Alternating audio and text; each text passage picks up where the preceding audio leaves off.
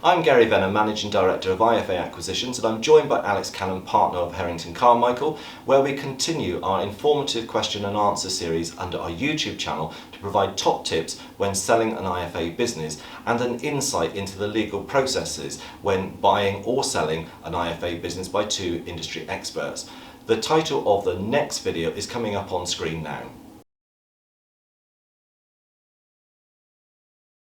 So Gary, working with buyers and sellers, it'd be useful to know what trends you're seeing in terms of valuations and what sort of typical multiples you're seeing in transactions at the moment.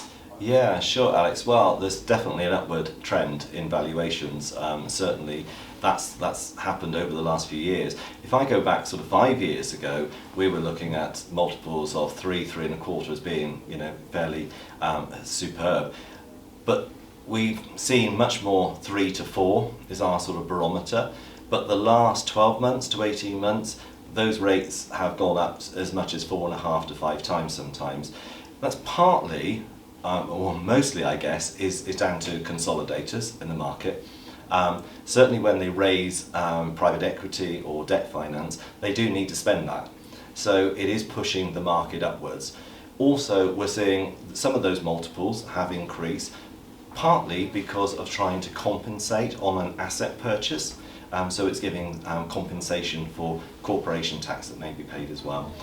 EBITDA calculations, again, we're seeing a wide range at the moment, but you do have to look at the metrics in how that's been valued, because you have to sort of make sure it's not apples and pears here. Sure. Whether it's the EBITDA on the original business or whether it's a normalised EBITDA post-sale with all the various economies of scale, etc. Again, different businesses for consolidators, particularly those that want to actually acquire a hub, then certainly for the larger size, 500 million of funds under management or more, then these are very attractive. So again, it's pushing the multiples up. EBITDAs, typically I would say between 5 to 7, but we are seeing 7 to 9 in some instances. But like I say, just got to be careful how you look at the metrics of the valuation. No, that's great, and I think certainly from a transactional point of view, what we're seeing as well that's coming through on the transactions that are starting, because obviously we're slightly further back in the chain than you guys when you're seeing the deals at inception. So it's interesting to see that those trends are continuing through this year as well. Yeah, and let's see where they go as well. Yeah, no, absolutely.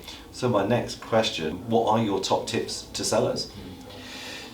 For a seller, I think getting your house in order before you sell is key, and that can cover a range of things.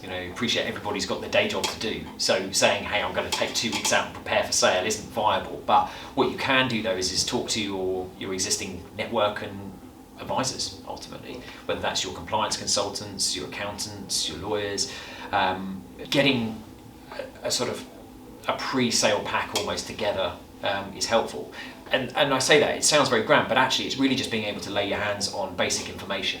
So making sure that your accounts and management information, so post your annual accounts, all of that interim monthly data is available.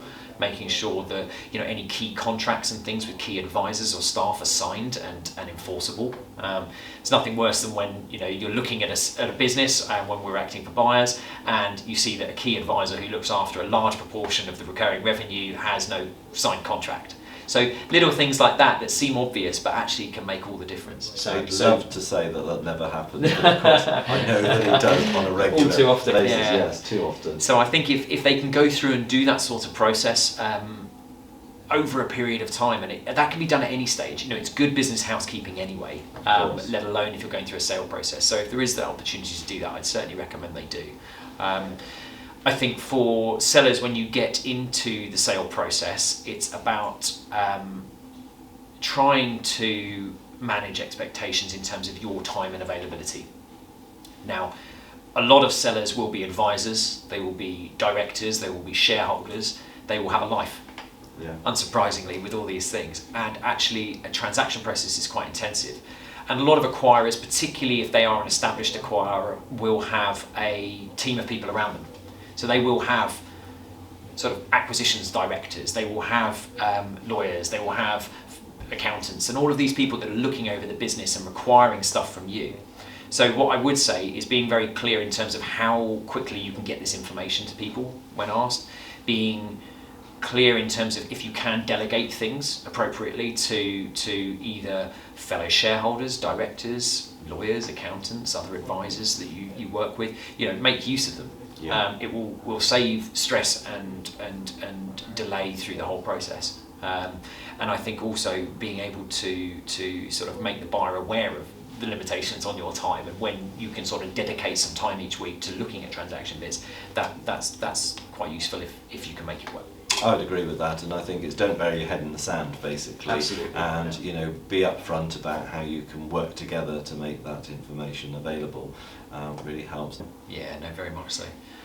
So in terms of common misconceptions by sellers, it'd be good to know what ones you see and which ones you find more challenging to tackle than others. Well, I guess the first one's got to be valuation. That's the biggest misconception.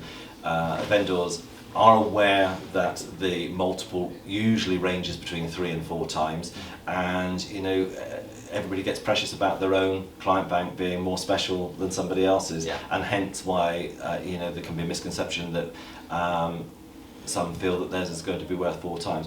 What we need to look at is, be very objective here and remember what's the value of the clients, because the average value of a client will, certainly for higher value, will push the prices up. Right. On those multiples.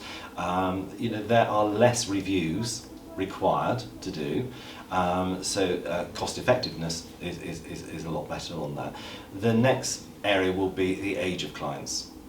And I do have to remind acquirers time after time that somebody that is retiring, which is the most attractiveness here in buying a client bank, the client average age will be around the same age as the retiring IFA, or plus, I would say, 5 years. So if somebody's retiring at 65, don't be surprised if the average client age is at 70. Those clients where they are, a lot of clients aged above 75, 80, we have to remember the longevity of clients and the return on investment. So, that's where this misconception about my client bank is going to be worth 4 times may be wrong. Yeah. Another misconception would be that a seller doesn't want any change whatsoever with the processes. That's rarely going to happen. What we would do as a broker is try to align the buyer and the seller very much together, so there's as few changes as possible, certainly in the first couple of years. But there will inevitably be some changes. It's a bit like when somebody's buying and selling a house. You're not going to just take over that house and just go and live in it exactly as you bought it. There will be some minor changes. Of course, the difference is if somebody's going to knock it down and rebuild, that's the bit that you've got to be very wary of. I think having open dialogue, and this is where brokers can help, because we can be very informative about what is happening and give some solid advice. Yeah. No, very much so. I think you're absolutely right in terms of particularly one of the challenges we see later in the process is that bit where people don't want anything to change. And they're saying in the contract, I'd like certain things restricted and protected and sort of locked down to a very high level of detail. And when we're working with sellers, the challenge is, as you say, to sort of manage that and say, firstly, buyers just not going to agree to it, but also it does need to be sort of managed and give them a degree of flexibility to go and work with those clients going forwards. Yeah, agreed.